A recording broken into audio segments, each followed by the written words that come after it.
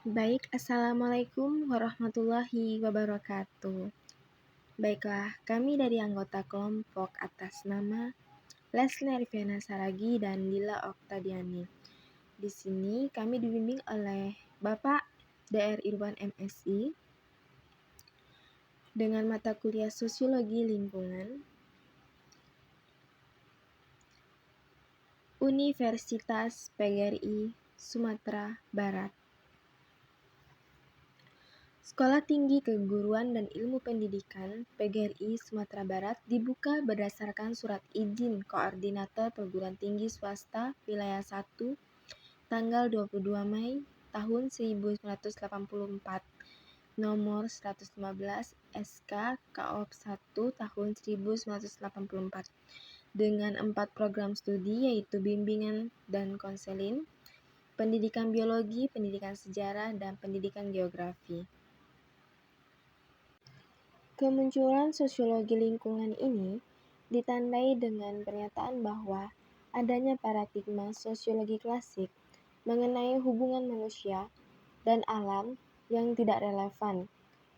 Paradigma lama tersebut dikenal dengan HEP, Human Experience Paradigm, yang memiliki gagasan bahwa manusia cukup unik di antara spesies lain dan terbebas dari kekuatan lingkungan. Nah, di sini ilmuwan sosiologi sendiri meyakini bahwa manusia memang berbeda dengan makhluk lainnya, baik tumbuhan maupun binatang. Karena apabila kedua makhluk tersebut benar-benar dan dapat hidup sekedar mengikuti naluri alamiah, tidak hanya dengan manusia yang dapat mengontrol dan menciptakan kebudayaan itu sendiri. Menurut Dunlap dan Catton, mengubah pandangan tersebut dengan mengakui bahwa lingkungan fisik mempengaruhi kehidupan manusia. Dengan kata lain, ada beberapa keterbatasan manusia ketika berhadapan dengan lingkungan biofisik. Nah, sosiologi lingkungan ini menerima lingkungan fisik sebagai sesuatu yang berpengaruh langsung maupun tidak langsung terhadap kehidupan sosial.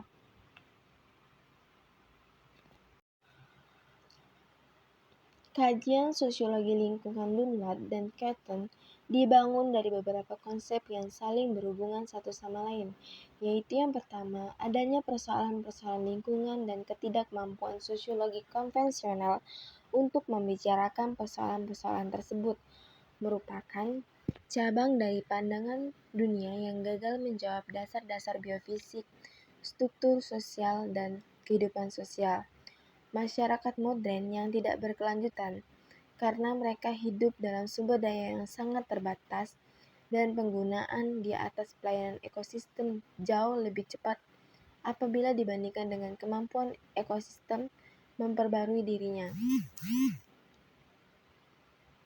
Yang ketiga yaitu masyarakat menuju tingkatan lebih besar atau kurang lebih berhadapan dengan kondisi yang rentan ekologi.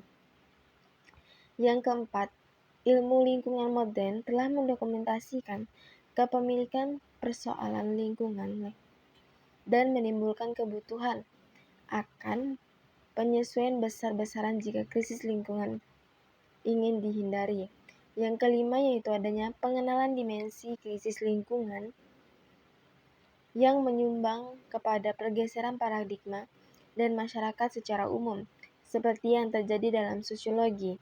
Dan yang keenam yaitu adanya perbaikan renovasi lingkungan akan dilahirkan melalui perluasan paradigma ekologi baru di antara publik, massa, dan akan dipercepat oleh pergeseran paradigma yang dapat dibandingkan antara ilmuwan sosial dan ilmuwan alam.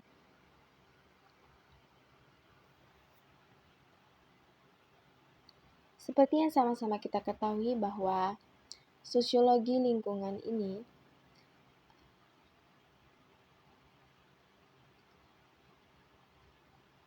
didefinisikan sebagai cabang ilmu sosiologi yang memusatkan kajiannya kepada keterkaitan antara perilaku sosial manusia dengan lingkungan. Nah, definisi ini sebenarnya memunculkan masyarakat tersendiri karena budaya manusia dalam suatu lingkungan tidak dapat dibahas secara menyeluruh Meskipun fokus kajian ini adalah hubungan antara masyarakat dan lingkungan secara umum. Nah, sosiologi lingkungan ini biasanya menempatkan penekanan khusus ketika mempelajari faktor sosial yang mengakibatkan masalah lingkungan, dampak masyarakat terhadap masalah-masalah tersebut, dan usaha untuk menyelesaikan masalah tersebut.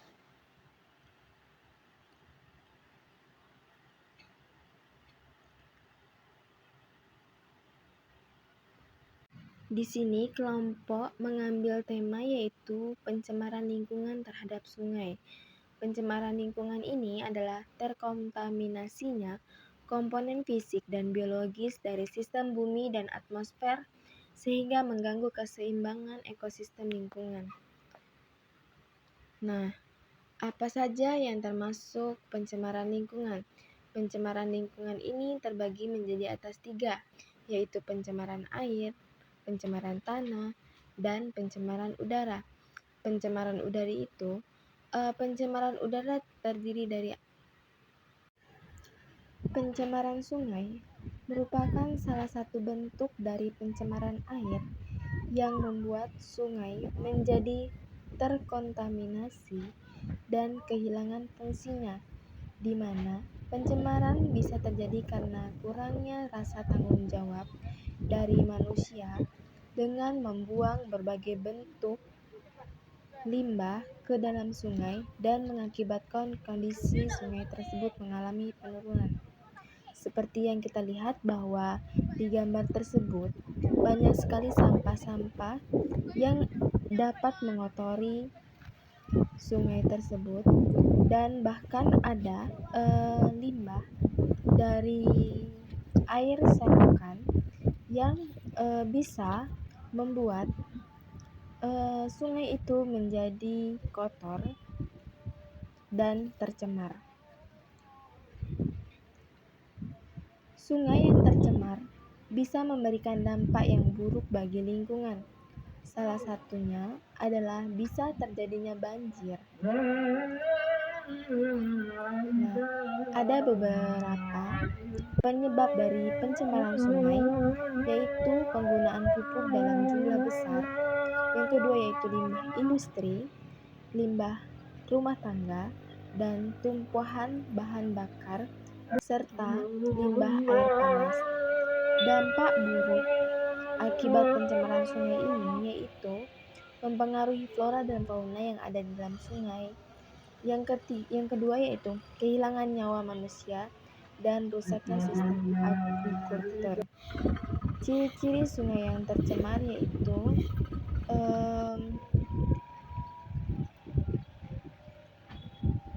Nah, di sini saya akan lebih memperjelas bahwasannya apa itu pencemaran sungai. Pencemaran sungai ini adalah air yang merupakan sumber daya alam yang penting bagi makhluk hidup. Tanpa adanya air yang bersih, makhluk hidup tidak dapat hidup secara normal. Jumlah air yang ada di muka bumi ini tidak mengalami perubahan. Akan tetapi, air tersebut mengalami perputaran yang bisa disebut juga sebagai sebuah siklus air. Supaya tidak terjadi lebih parah, pencemaran sungai perlu dicegah dan perlu adanya langkah untuk mengembalikan kondisi sungai menjadi seperti sedia kala. Mencegah pencemaran sungai bukanlah proses yang mudah. Oleh karena itu, perlu adanya kontribusi dari setiap masyarakat untuk bisa ikut serta menjaga kondisi sungai bisa tetap terjaga dengan baik. Contohnya saja seperti ibu-ibu yang sedang menyapu. Berikut adalah cara untuk menjaga sungai agar tetap bersih yang dapat dilakukan oleh masyarakat, yaitu yang pertama, buanglah sampah limbah organik rumah tangga dengan benar. Maksudnya di sini yaitu pisahkan limbah organik dan anorganik supaya limbah tersebut tidak tercampur dalam satu kantong sampah yang sama, sehingga dapat menghindari terjadinya pencemaran yang ada di lingkungan sekitar kita. Yang kedua yaitu kurangi untuk menggunakan pupuk dan pestisida pada tanaman di rumah. Yang ketiga, pelajari cara membuat spit tank di rumah yang benar supaya tidak terjadi kebocoran yang mengakibatkan limbah manusia terbuang ke sungai. Lakukanlah gotong royong membersihkan sungai bersama warga sekitar. Pembersihan sungai yang dilakukan secara berkala akan membuat tingkat pencemaran menjadi berkurang dengan cepat. Pemerintah bisa membuat sistem pengelolaan sampah terpadu yang berfungsi untuk memusatkan pengelolaan sampah yang ada pada suatu lingkungan. Sampah yang dikelola dengan baik dan dapat mengurangi terjadinya potensi pencemaran sungai. Nah, itulah pembahasan lengkap mengenai pencemaran sungai. Untuk dampak buruk adanya akibat pencemaran sungai ini yaitu mempengaruhi flora dan fauna.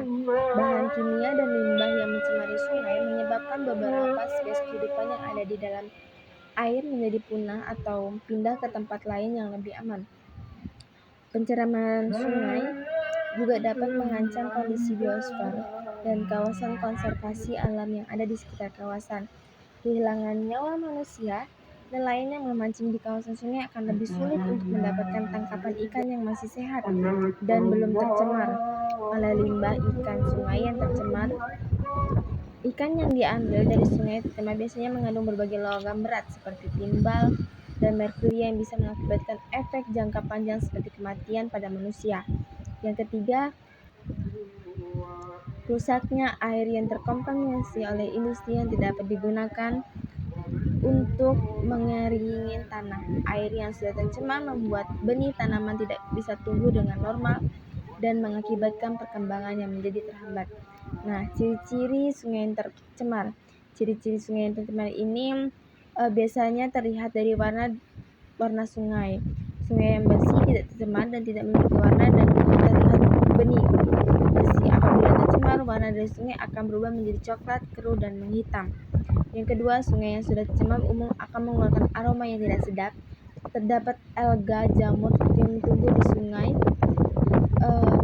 Sungai yang sudah tercemar oleh deterjen rumah tangga bisa terlihat dari munculnya busa pada permukaan sungai.